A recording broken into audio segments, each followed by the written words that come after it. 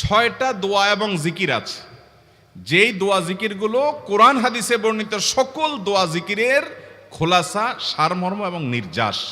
এই 6টাকে যদি কোনো মুসলমান নিয়মিত আঁকড়ে ধরে, তাহলে কোরআন এবং হাদিসের যত দোয়া এবং জিকির আছে কেমন যেন তার নির্যাসটা নিয়মিত সে আমল করলো। বলবো সেগুলা। এই 6টা দোয়া এবং জিকিরের মধ্যে সর্বপ্রথম হলো নবী করিম সাল্লাল্লাহু আলাইহি সাল্লামের প্রতি দুরূদ প্রেরণ করা। নবীজি সাল্লাল্লাহু আলাইহি সাল্লামের প্রতি দুরূদ প্রেরণ করার আমল এরকম আমল, আপনি যদি সারা দিনে শুধুমাত্র নবীজির প্রতি দুরূদ প্রেরণ করার আমলটাই জিকির হিসাবে সবচেয়ে বেশি করেন, দোয়া হিসাবে যদি এটাই আপনি সারাদিন করতে থাকেন, তো আপনার জন্য যথেষ্ট হবে। আল্লাহর কাছে আর কিছু না চাইলেও চলবে, আর কিছু না চাইলেও চলবে। দুরূদ মানে হলো নবীজির জন্য দোয়া করা। ভাই, আল্লাহ তার হাবিবকে রহম করবেন, আপনার আমার দোয়ার দিকে আল্লাহর তাকানোর কোনো ঠেকা আছে? নবীজি কি আমাদের দোয়ার কোনো মুখাপেক্ষী? কিন্তু আমরা তার জন্য দোয়া করলে ওই চান্সে আল্লাহ তাআলা আমাদের প্রতি অনুগ্রহ করবেন। একবার না, আপনি নবীজির প্রতি একবার রহমতের দোয়া করবেন, একবার দুরূদ পাঠ করবেন। মান সাল্লা আলাইয়া মাররাতান সাল্লাল্লাহু আলাইহি আশারা। নবীজি সাল্লাল্লাহু আলাইহি সাল্লাম বলেছেন, একবার আমার জন্য তোমরা দোয়া করলে, আমার প্রতি দুরূদ পাঠ করলে, আল্লাহ তাআলা তোমাদের জীবনে 10 বার 10 জায়গায় 10 টাইমস তোমাদের উপরে আল্লাহ তাআলা অনুগ্রহ করবেন। আপনি টেরও পাবেন না কত জায়গায় আল্লাহ অনুগ্রহ করেছেন। আল্লাহ বাঁচাই দিয়েছেন, একটুর জন্য শেষ হয়ে যান নাই। ওই যে দুরূদ পড়ছেন, আল্লাহ তাআলা রক্ষা করছে, আপনি খবরও নাই। আল্লাহ তাআলা আপনার প্রতি বিশাল একটা দান করছে, আপনি লক্ষ্যও করেন নাই। ওই যে দুরূদ পড়ছেন একবার, 10 বার রহমত হবে। এভাবে যত দুরূদ পড়বে সে তত রহমত এবং অনুগ্রহ পাবে। এক সাহাবী বলেছেন, ইয়া রাসূলুল্লাহ, আমি আমার দোয়ার কত অংশ আপনার জন্য রিজার্ভ রাখবো? আমি তো আল্লাহর কাছে অনেক কিছু চাইবো, অনেক কিছু নিবেদন করব, আপনার জন্য যেন আল্লাহ রহমত নাজিল করে, এটাই হলো দুরূদ। এই দুরূদটা আমি কি পরিমাণ রাখবো? 4 ভাগের 1 ভাগ, 3 ভাগের 1 ভাগ, অর্ধেক? এরপরে সাহাবী বলছেন, আসলে যদি সবগুলোই করি, উনি এক একটা পার্সেন্টেজ বলছেন, আর নবী করিম সাল্লাল্লাহু আলাইহি সাল্লাম বলছেন যে, তাকে বোঝাচ্ছেন যে আরো বেশি করতে পারলে ভালো হয়।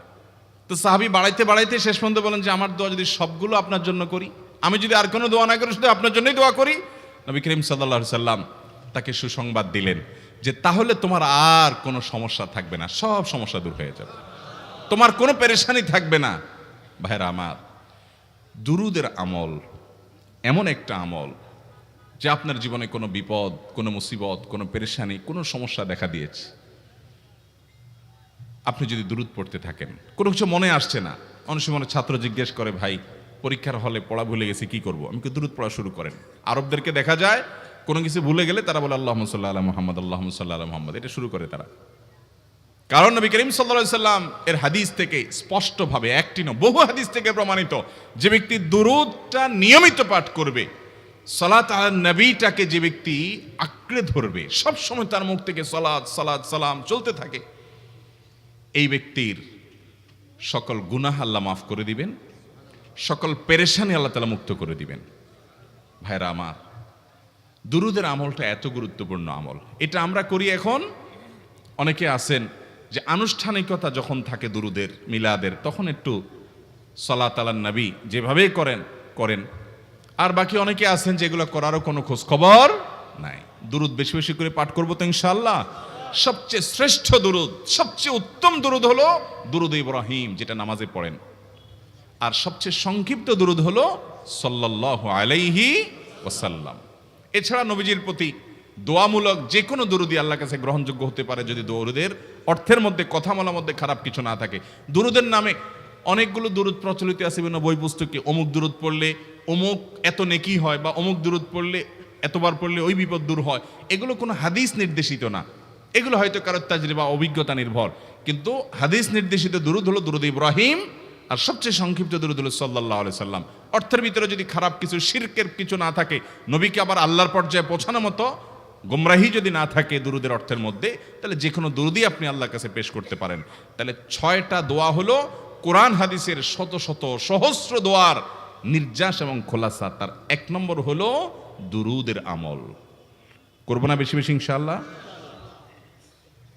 আমার জীবনে বহুবার এমন হয়েছে, বহুবার এমন এমন বিপদ যে দেয়ালে পিঠ ঠেকে গেছে, এখান থেকে উদ্ধারের কোনো পথ আর চোখের সামনে দেখা যাচ্ছে না।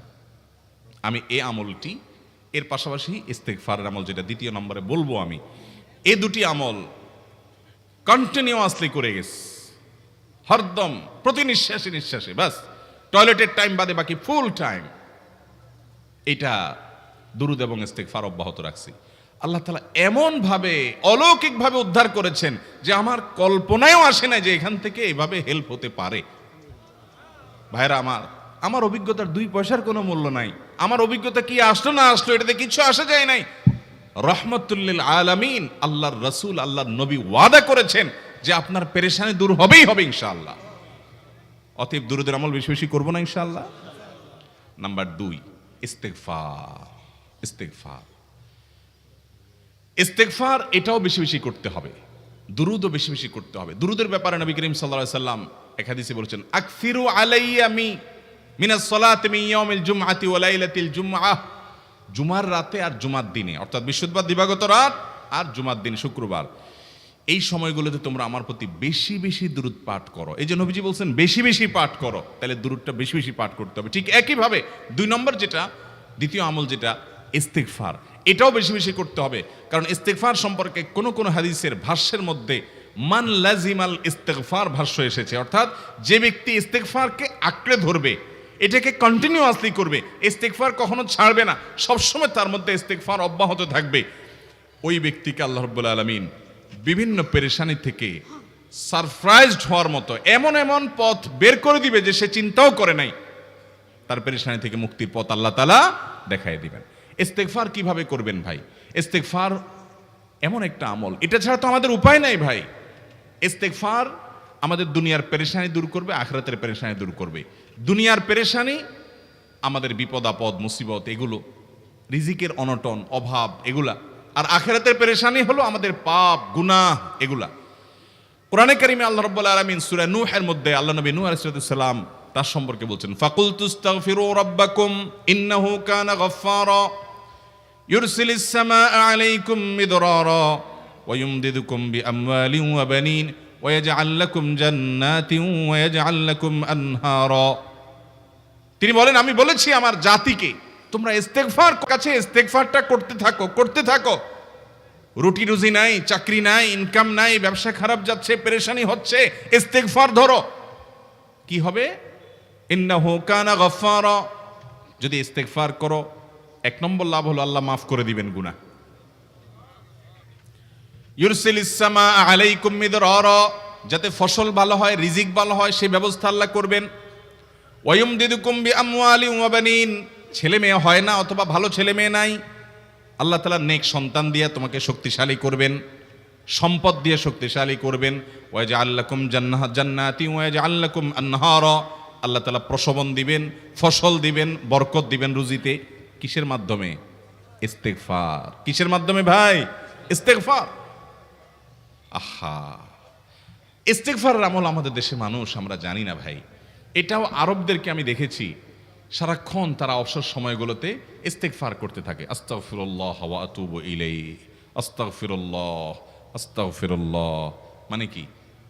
আল্লাহর কাছে আমি ক্ষমা প্রার্থনা করি, আল্লাহর কাছে আমি মাপ চাই, আল্লাহর কাছে আমি তওবা করি, আল্লাহর দিকে আমি ধাবিত হই, আল্লাহর কাছে আমি ফিরে যাই, আস্তাগফিরুল্লাহ আস্তাগফিরুল্লাহ। আপনি বসে আছেন নিরিবিলি, ভাইরা আমার, এখন আর নিরিবিলি বলতে কোনো সময় নাই, এখন আর ফ্রি টাইম নাই, এখন আর আমাদের অবসর টাইম নাই। আস্তাগফিরুল্লাহ কখন বলবো? মোবাইল টিপতে টিপতে টিপতে টিপতে, ফেসবুকের নোটিফিকেশন দেখতে দেখতে দেখতে, লাইক কমেন্ট গুনতে গুনতে আমাদের এখন কোনো ফুরসত নাই। বাহিরে তো নাই, টয়লেটে গেলেও তখন আমাদের ব্যস্ততা মোবাইল নিয়ে, ফেসবুক নিয়ে, ঘুমাইতে গেলেও আমাদের ব্যস্ততা। ও ভাই আমার, অথচ আমার হায়াত শেষ হয়ে যাচ্ছে, আমল নামার শূন্য খালি, ফেসবুক টিপাটিপিতে পরিপূর্ণ। আল্লাহর কাছে কি নিয়ে যাবেন? ইস্তেগফার করবেন তো ইনশাআল্লাহ? অবসর সময় ইস্তেগফার করবেন তো ইনশাআল্লাহ? নিরিবিলি আছেন, একাকী আছেন, ইস্তেগফার চালায় দেন। 10 সেকেন্ড টাইম পাইছেন, ইস্তেগফার শুরু করে দেন। ডাক্তারের কাছে গেছেন, ওয়েটিংয়ে আছেন, বসে আছেন, ইস্তেগফার করতে থাকেন। সিরিয়াল আছেন কোনো কাজের, ইস্তেগফার করতে থাকেন। ডিউটিতে যাচ্ছেন, গাড়িতে, বাইসাইকেলে, বাইকে, যে কোনোভাবে পায়ে হেঁটে ইস্তেগফার করতে থাকেন।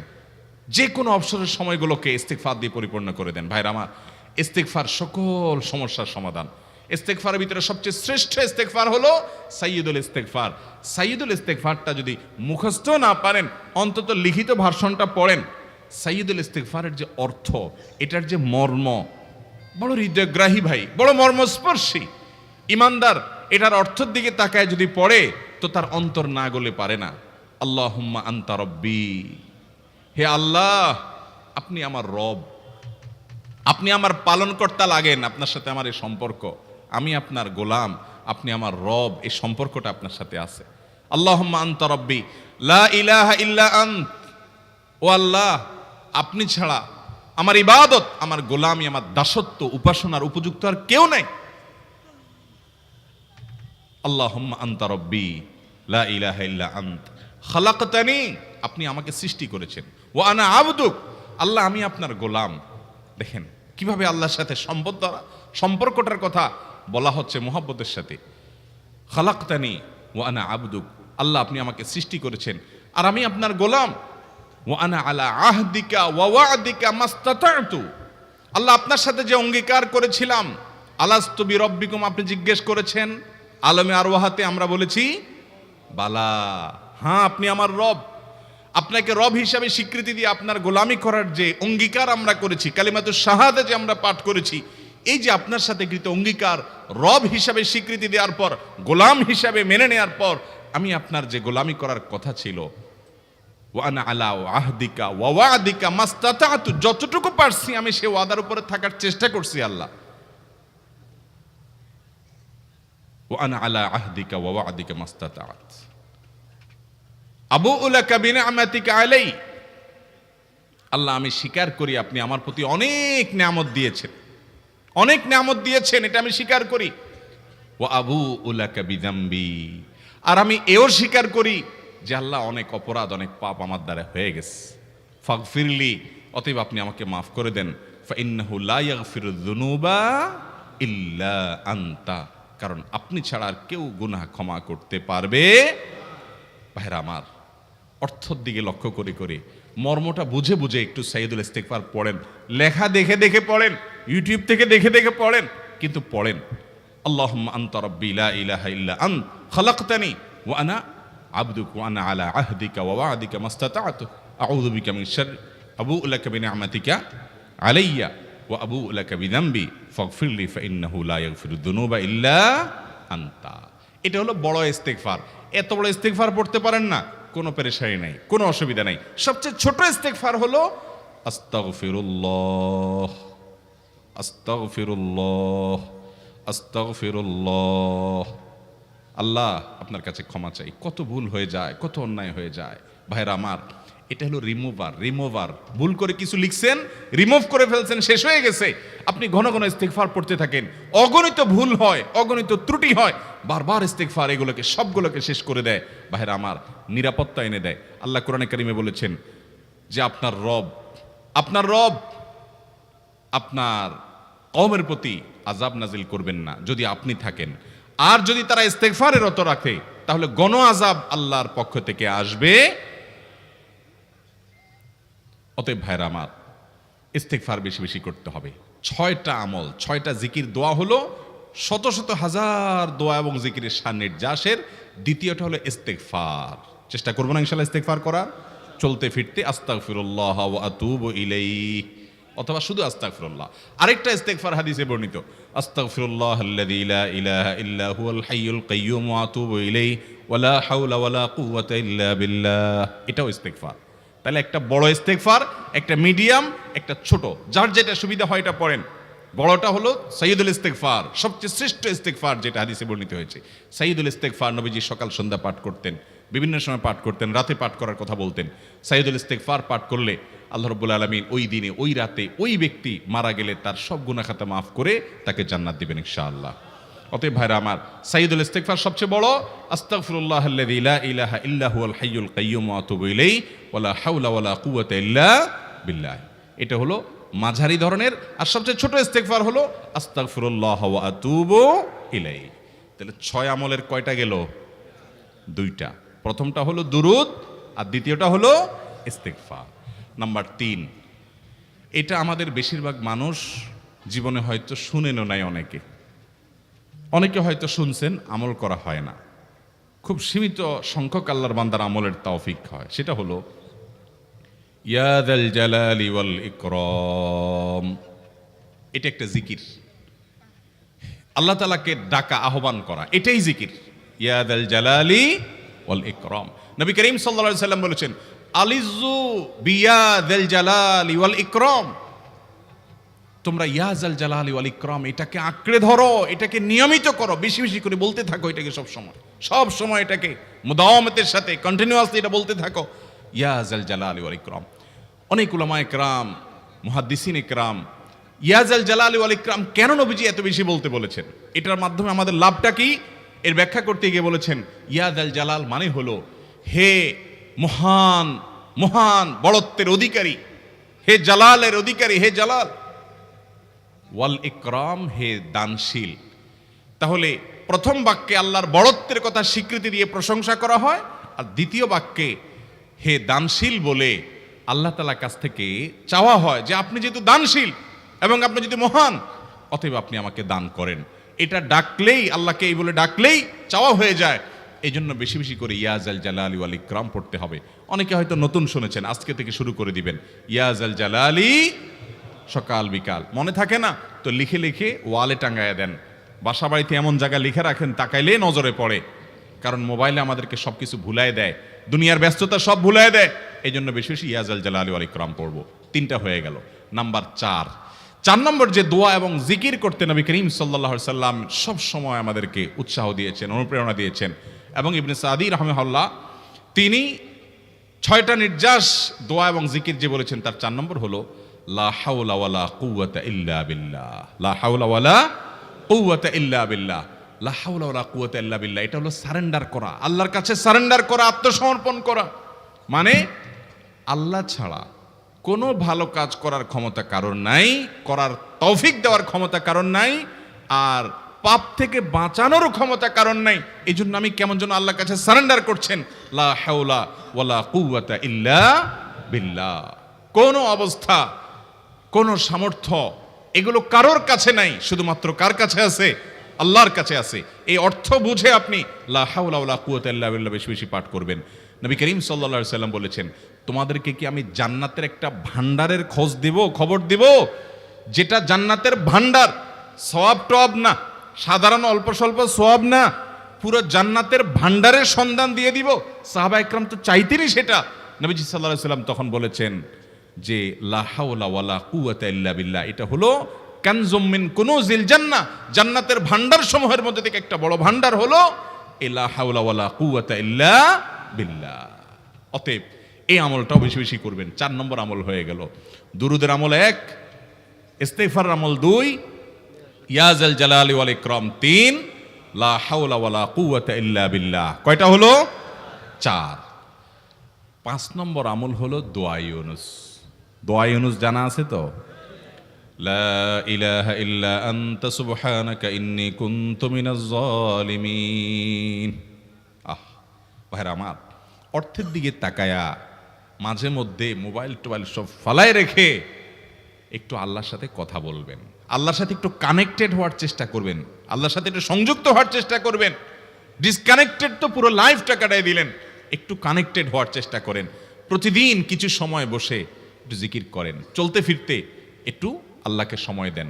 আপনি উপকৃত হবেন, আপনার কল্ব জিন্দা হবে, আমল নামা সওয়াবে পরিপূর্ণ হবে। লা ইলাহা ইল্লা আনতা সুবহানাক ইন্নী কুনতু মিনাজ জালিমিন। অর্থের দিকে তাকান, কত মর্মস্পর্শী। লা ইলাহা ইল্লা আনতা, আল্লাহ আপনি ছাড়া কোনো সত্যিকারের মাহবুদ নাই, উপাস্য নাই। সুবহানাক, আপনি পবিত্র, আমি আপনার পবিত্রতা জ্ঞাপন করছি। ইন্নী কুনতু মিনাজ জালিমিন, তবে আমি সেসব মানুষদের অন্তর্ভুক্ত যারা নিজের প্রতি নিজে জুলুম করেছে, অবিচার করেছে, অন্যায় করে আমার নিজের পায়ে নিজে কুড়াল মেরেছি বহু। অতএব আপনি আমাদের প্রতি রহম করেন। এই দোয়া পাঠ করে আপনারা সবাই জানেন আল্লাহর একজন নবী, তিনি জীবনের সবচেয়ে কঠিন পরিস্থিতির মুখোমুখি হয়ে এমন বিপদে পড়েছেন যে বিপদ থেকে উদ্ধারের কোনো পথ ছিল না। দুনিয়াবী সকল সিস্টেম বলবে যে সমুদ্রে নিক্ষেপিত হয়ে বিশাল বড় সমুদ্রের প্রাণী মাছের পেটে চলে গেলে সে মানুষ আবার বাঁচে কিভাবে? মুহূর্তের ভিতরে তো মারা যাবে অক্সিজেনের অভাবে। এটাই দুনিয়ার সিস্টেম বলে। আল্লাহ তাআলা অলৌকিকভাবে, লৌকিক সিস্টেমের ঊর্ধ্বে রেখে আল্লাহ তাআলা তাকে এই বাক্য পাঠ করার কারণে এর মাধ্যমে আল্লাহ তাকে মুক্তি দান করেছেন। এবং আল্লাহ তাআলা এই ঘটনা কোরআনে উল্লেখ করার পর একটা সুসংবাদ বলছেন আমাদের সবার জন্য, বিরাট বড় আনন্দের সংবাদ। আল্লাহ বলেছেন, ওয়াকাযালিকা নুনজিল মুমিনিন। এই বাক্য পাঠ করার পর ইউনূস আলাইহিস সালামকে শুধু রক্ষা করেছেন আল্লাহ তাই নয়, আল্লাহ বলেছেন একইভাবে তাকে যেরকম রক্ষা করেছি, এই বাক্য যদি কেউ পড়ার মতো পড়ে, হক আদায় করে পড়ে, মনের গভীর থেকে পড়ে, মর্ম উপলব্ধি করে পড়ে, নিয়মিত পড়ে, ওয়াকাযালিকা নুনজিল মুমিনিন, ঈমানদারদেরকে আমি রক্ষা করে দেব এভাবে। আরো শুনবেন, আমাদের প্রিয় নবী সাল্লাল্লাহু আলাইহি ওয়াসাল্লাম বলেছেন, তোমরা আমার ভাই ইউনূস ইবনে মাত্তা যে দোয়া করেছে, ওই দোয়াটাকে তোমরা আঁকড়ে ধরবা, যে কোনো বিপদে আপদে মুসিবতে আল্লাহর কাছে চাইবা। ভাইরা আমার, আমরা বিপদ আপদে পড়লে হুজুরদের কাছে চলে যাই দোয়ার জন্য, অনেকে মাজারে চলে যায়, সেখানে মানত করে, টাকা পয়সা দেয় বিপদ উদ্ধার করার জন্য। কপাল পোড়া জানে না ও কার গোলাম, ও আরশে আজিমের মালিকের গোলাম, তার সাথে ডাইরেক্ট কানেক্টেড হওয়ার সুযোগ আছে, শুধু ইউজ করলেই হয়, সুইচ দিলেই হয়। কপাল পোড়া জানে না, ডানে বামে গিয়ে নিজের আমল বরবাদ করে, ঈমান বরবাদ করে, তাওহীদ নষ্ট করে। ভাইরা আমার, তাহলে যে কোনো সমস্যা ফিল করি অথবা স্বাভাবিক অবস্থাতে দোয়া ইউনূস পাঠ করব, লা ইলাহা ইল্লা আনতা সুবহানাকা ইন্নী কুনতু মিনাজ জালিমিন। ভাইরা আমার, দুনিয়ার মানুষের কাছে আপনি অপরাধী এটা বললে খারাপ লাগে। আপনি একটা অফিসে চাকরি করেন, দুর্নীতি করে চুরি করে ধরা পড়ছেন, বসের কাছে যায় মাপ চাইছেন, স্যার ভুল হয়ে গেছে, আর কখনো করব না, লোভে পড়ে করে ফেলছি, বিপদে পড়ছিলাম, টাকা টানছিল স্যার, আর কোনোদিন করব না, মাফ করে দেন স্যার, চাকরিটা রাখেন স্যার। আপনি মাপ চাইলেন, লজ্জিত হলেন, চোখের পানি ফেললেন, পাও ধরে মাপ চাইলেন, ছোট হলেন। এই ছোট হওয়ার পরে আপনার চাকরি যদি টিকেও যায়, বস যদি আপনাকে মাফ করেও দেন, তারপরেও কি আপনার কাছে ভালো লাগবে? না এত বড় একটা অঘটন ঘটলো, ছোট হলেন, সবার সামনে লজ্জিত হলেন, অনুতপ্ত হলেন, ধরা পড়লেন, মাপ চাইতে হলো, এজন্য আপনার খারাপ লাগবে না? কিরকম খারাপ লাগবে? এত খারাপ লাগে অনেকে সহ্য করতে পারে না, গুনাহের দিকে চলে যায়, আত্মহত্যা পর্যন্ত করে ফেলে, এই বেইজ্জতি সহ্য করতে পারে না। ঠিক না বে ঠিক? মানুষের কাছে মাপ চাইলে, মানুষের কাছে ছোট হলে মানুষের কষ্ট হয়। অদ্ভুত!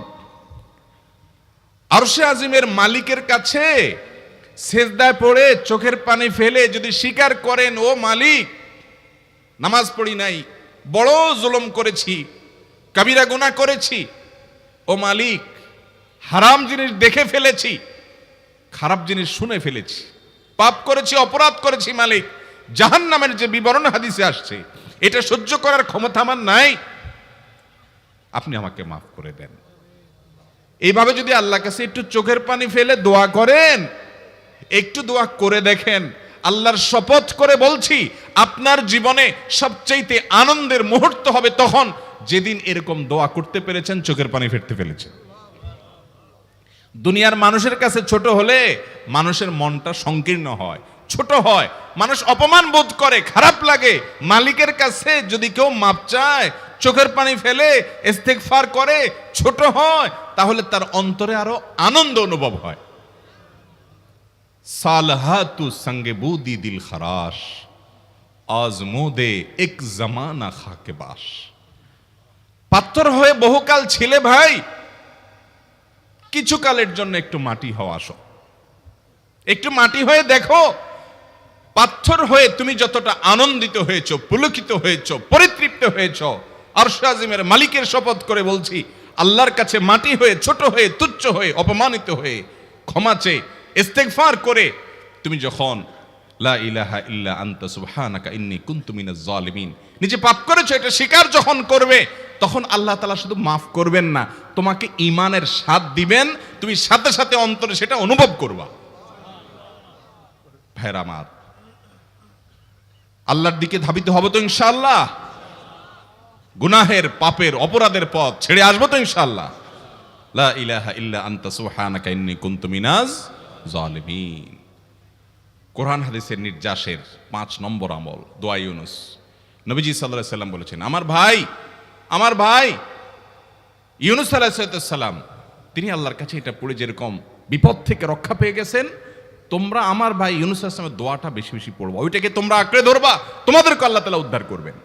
আল্লাহ কোরআনে ওয়াদা করেছেন, ওয়া কাযালিকা নুনজিল মুমিনিন, এভাবে আমি ঈমানদারদেরকে রক্ষা করব।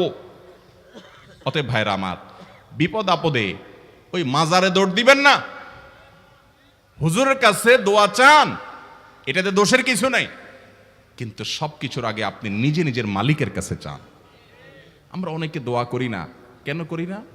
আমরা মনে করি যাই রে, আমি এত গুনাহগার মানুষ, আমার দোয়া কবুল হবে, এই জন্য হুজুরের কাছেই শুধু যায়, যে হুজুর যদি কিছু বলে দেয়। আল্লাহর কাছে ডাইরেক্ট চাইলে যে পাওয়া যাবে, এটা অনেক মুসলমান বিশ্বাস করে না, ভালো করে জানে না। ভাইরা আমার, আল্লাহ কোরআনে বলেছেন, উদউনি আস্তাজিব লাকুম, তোমরা আমার কাছে দোয়া করো, আমি কবুল করব, ওয়াদা করেছেন আল্লাহ তাআলা। আমার রব কি ওয়াদার খেলাফ করে? আমাদের রব ওয়াদার খেলাফ করে?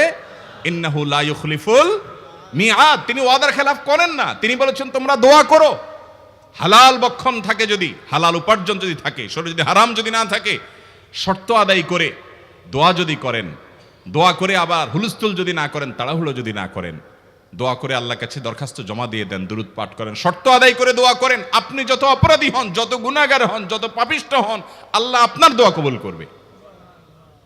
আচ্ছা ভাই, আমরা যত খারাপ হই, আপনি নামাজ পড়েন না, আপনি ফিল্ম দেখেন, আপনি হারাম জিনিস দেখেন, আপনি অনেক খারাপ কাজ করেন, গালিগালাজ করেন, মানুষের হক মারেন, যত খারাপ আপনি হন, আপনি ইবলিসের চেয়ে বেশি খারাপ হতে পারবেন?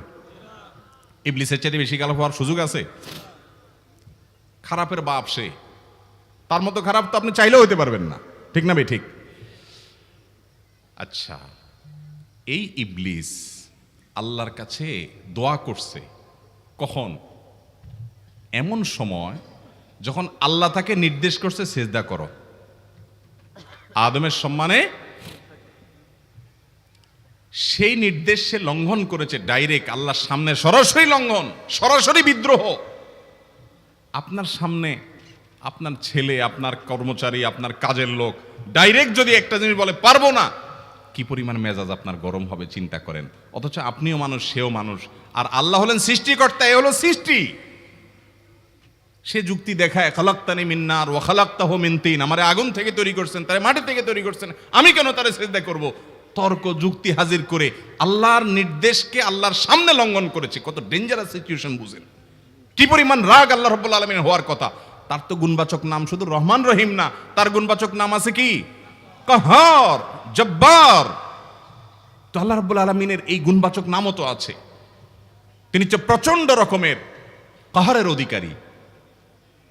তো আল্লাহর সামনে ডাইরেক্ট তার আদেশকে লঙ্ঘন করেছে, হঠকারিতা দেখিয়েছে, অহংকার করেছে, দম্ভ দেখিয়েছে, এত বড় বেয়াদবি করেছে। ওই টাইমে আল্লাহ তাআলা তো রাগ হওয়ার কথা। ওই রাগের সময়, ওই কঠিন সময় ইবলিস যখন আল্লাহ তাকে বললেন, যাও ফখরুজ মিনহা ফাইন্নাকা রাজিম, জান্নাত থেকে বের হও, তুমি বিতাড়িত, আল্লাহ রাগ হয়ে তাকে জান্নাত থেকে বের করে দিলেন। ভাইরা আমার, এই রকম সময় পর্যন্ত ইবলিস দোয়া করে বসছে। কি দোয়া করছে? রব্বি আনজিরনি ইলা ইয়াউমি ইউবআসুন, আল্লাহ আমাকে সুযোগ দেন, কিয়ামত পর্যন্ত হায়াতটা দেন আমারে, দোয়া করে বসছে। কিন্তু আল্লাহ তাআলা কি করছেন?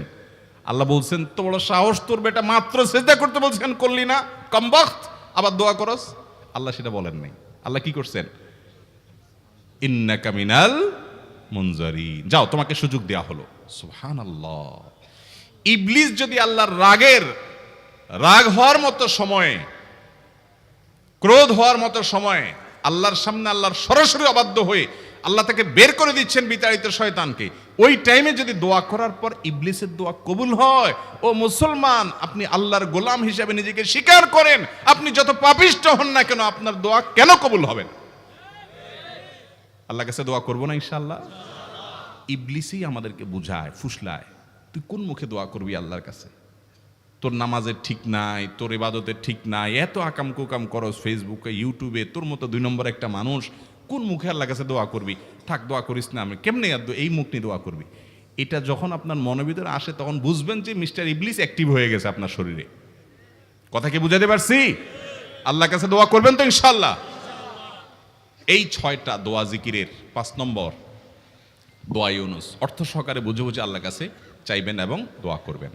6 নম্বর হলো সুবহানাল্লাহ, আলহামদুলিল্লাহ, লা ইলাহা ইল্লাল্লাহ, আল্লাহু আকবার। এই বাক্যগুলো দেখবেন ঘুরে ফিরে নবী করিম সাল্লাল্লাহু আলাইহি ওয়াসাল্লাম সারাদিন পড়তেন। 5 ওয়াক্ত নামাজের পরে 33 বার দেখবেন। আবার দেখবেন সকাল সন্ধ্যায় সুবহানাল্লাহি ওয়া বিহামদি 100 বার, সুবহানাল্লাহি ওয়াল হামদুলিল্লাহি আল্লাহু আকবার 100 বার। আবার এগুলো মাঝে মধ্যে 10 বার, রাতের শোয়ার সময় 33, 34 বার। বিভিন্ন সময় দেখবেন ঘুরে ফিরে এই সুবহানাল্লাহ, আলহামদুলিল্লাহ, লা ইলাহা ইল্লাল্লাহ, আল্লাহু আকবার, এগুলো একটা মিজানের পাল্লাকে পরিপূর্ণ করে দেয়। কোনোটা আসমান এবং জমিনের মধ্যবর্তী জায়গায় সওয়াব দিয়ে পরিপূর্ণ করে দেয়। এত বেশি ফজিলতপূর্ণ জিকির। এই জন্য পুরো কোরআন হাদিসের দোয়া এবং জিকিরের নির্যাসের শেষ এবং 6 নম্বর হলো বেশি বেশি করে দিন রাত 24 ঘন্টা যখন সুযোগ পাবেন, যেখানে যেখানে হাদিসে যে সংখ্যা বলা আছে ওটাতে করবেনই, ওর বাইরেও বেশি বেশি করে সুবহানাল্লাহ, আলহামদুলিল্লাহ, লা ইলাহা ইল্লাল্লাহ, আল্লাহু আকবার বেশি বেশি করব না ইনশাআল্লাহ। আবারও বলছি, পুরো কোরআন হাদিসের দোয়া এবং জিকিরের নির্যাস 6টির একটি হলো, এটি ইবনে সাঈদী রাহিমাহুল্লাহর গবেষণা, তার গবেষণার আলোকে তিনি এটা পেশ করেছেন। এটি আবার কোনো হাদিস থেকে নির্যাস বের করে দেওয়া হয়েছে সে নয়, এটা একজন মুফাসসিরের গবেষণা। তিনি বলেছেন কোরআন হাদিসে যত দোয়া বলা হয়েছে সবগুলার মর্ম কথা এর মধ্যে চলে আসে। তাছাড়া নবী সাল্লাল্লাহু আলাইহি ওয়াসাল্লাম এবং কোরআনে এইগুলাকে বেশি বেশি করতে বলেছেন। আলিজ্জু, আকফিরু, মান লাজিমা, এই শব্দগুলো ব্যবহার করা হয়েছে। এই জন্য এগুলো বেশি বেশি করে করতে হবে। এই যে শেষেরটা নবী সাল্লাল্লাহু আলাইহি ওয়াসাল্লাম সবসময় বিভিন্ন জায়গায় করতেন। আবারও বলছি, নাম্বার 1 দুরুদ, নাম্বার 2 ইস্তিগফার, নাম্বার 3 ইয়া যাল জালালি ওয়াল ইকরাম, নাম্বার 4 লা হাওলা ওয়ালা কুওয়াতা ইল্লা বিল্লাহ, জান্নাতের ভান্ডার এটা। নাম্বার 5 লা ইলাহা ইল্লা আনতা সুবহানাকা ইন্নী কুনতু মিনাজ জালিমিন, বিপদ না আসলেও স্বাভাবিক অবস্থায় পড়বেন। নাম্বার 6 সুবহানাল্লাহি ওয়াল হামদুলিল্লাহি ওয়া লা ইলাহা ইল্লাল্লাহু আল্লাহু আকবার। নিয়মিত করব তো ইনশাআল্লাহ। আল্লাহ আমাকে আপনাকে আমাদের সবাইকে আমল করার তৌফিক দান করুন, সব সময় জিকিরের মধ্যে থাকার তৌফিক দান করুন। জাযাকুমুল্লাহু খায়রা ওয়া আখিরু দাওয়ানা আলহামদুলিল্লাহি রাব্বিল আলামিন।